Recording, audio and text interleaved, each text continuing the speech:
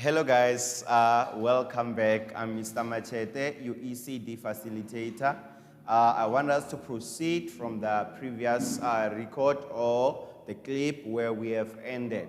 If you can check well from the previous one, you will see that we did activity number 7, activity number 8, and activity number 9. So today we are having the last activities, of which is activity number 10, activity number 11, and activity number 12. So after this clip, then we'll be done with our module for SOP 3 or Skill Program 3. So let's check activity number 11. With activity number 10, it says discuss supporting children under stress. Discuss supporting children under stress. So in other words, with this activity, I can say it's simply meaning that how will we support children under stress? How will we support children that are under stress? So what kind of the stresses that the children can be affected to? Let's check number 1, illness and injury. So with illness and injury, it's simply saying that, or meaning that if the child has got stress because they are sick or injured, or it can be also be caused by the parents or any relative that are sick. So when they have got that kind of the stress, they need us, the ECD practitioners, to do support them. Then number 2, we have got parent mental abuse.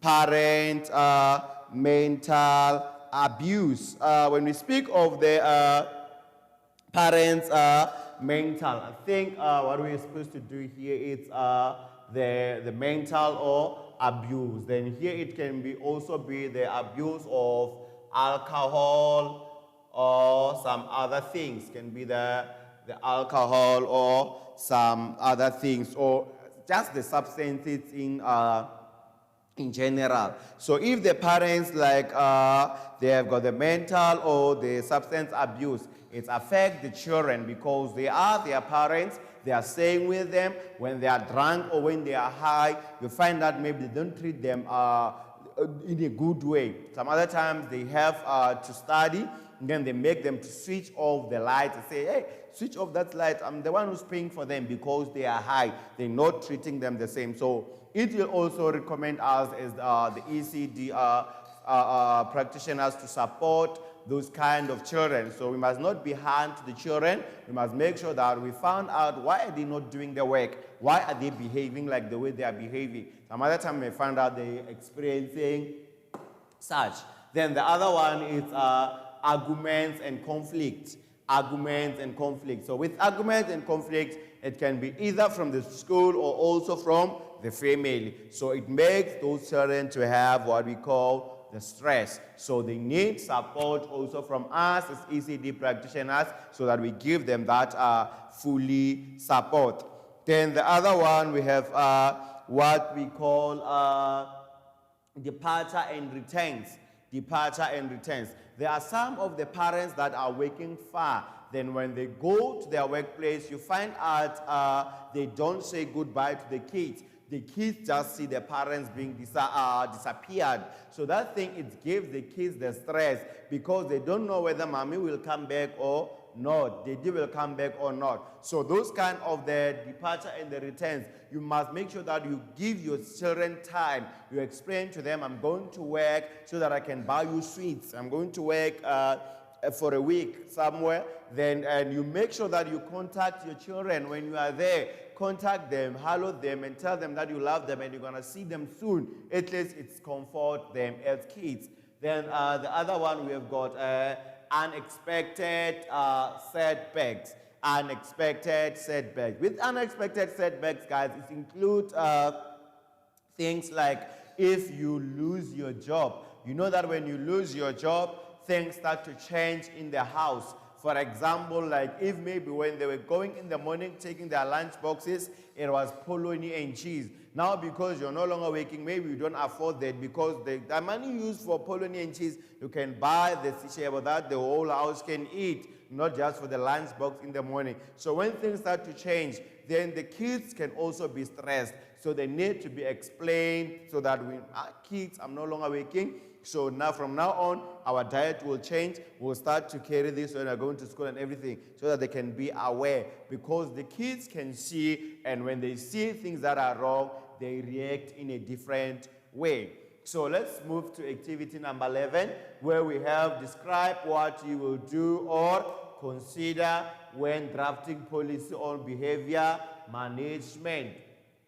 So mind you, we spoke about the policy in SOP 2, where we find out the policy is a written statement that can include about a page. So now we are going to talk about the things that we must consider when we are writing or drafting what? A policy. And drafting that policy is not just a policy only, but is a policy that has focused on behavior management, how the management must behave in a workplace. Number one, it says that what do we hope to achieve by having a policy? When you are drafting that policy, you must have that goal that why must we draft a policy? In other words, what I can say in short is that why policy?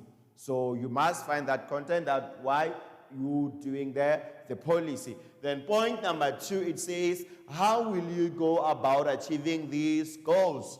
These goals. As long as you find out what is why must we have the policy, then there's a goal that you set. And when you have set those goals, that's why point number 2 said, how will you go about to achieve these goals? It's simply meaning that what are inputs that you are going to put to make sure that the goals are reached or the goals are achieved. Then point number 3, it says, what do we expect to see happening in our setting? As far as you have set those goals, now we say, what do we expect to see happening in our setting? So you have to make sure that you include those things in what? In your drafting of your policy. Then let's go to point number 4. In point number 4, it says, what behaviors do we not accept in our setting? There are some of the behaviors that you will not accept or you will not want to tolerate them in the workplace. So those behaviors, they have to be listed down when you do your setting. Then point number 5 said, what we will do when we see things we didn't expect to happen. Mind you, you set your goals. Then after you have set your goals, then automatically then you find a way on how you will achieve them. Then after that you saw the things that you must expect. Then now like the things that you don't want to accept in your setting. Then with this one, then we are talking about what are the things that you didn't expect to happen. When they are happening, then what do we do when you see those things? Then after that one, then automatically we will say that your policy now is complete because you have included all these aspects or all these procedures or strategies for you to help you to do the policy on behavioral management. Let's check our last activity, of which is activity number 12, of which it says, describe the effective strategies for behavior management. Describe the activity strategies for behavior management. Number 1, it says that list of warnings and consequences. List of warnings and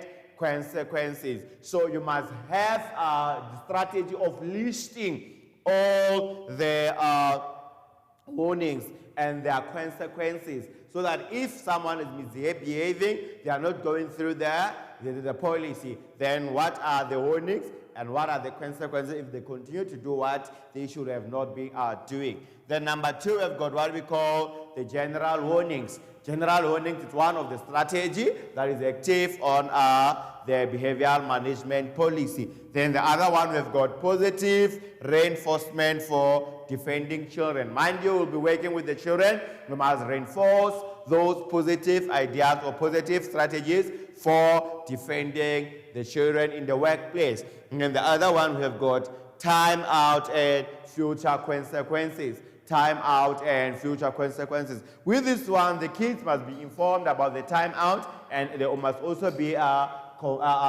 considered or be told about what will be the consequences of the time out. Then the last one is new plan for new activities. New plan for new activities. It will need us as the ECD practitioners to tell the students the new plans and to plan for the new activities. Thank you very much, guys, for watching this clip or this video. I hope we will meet soon again when we move to our skill program number 4. Have a nice day, and make sure that you go through your notes. Make sure that you check your notes. You study everything that it's there, and you compare it with everything that you heard or you understood from the clip. Thank you very much, and have a nice day.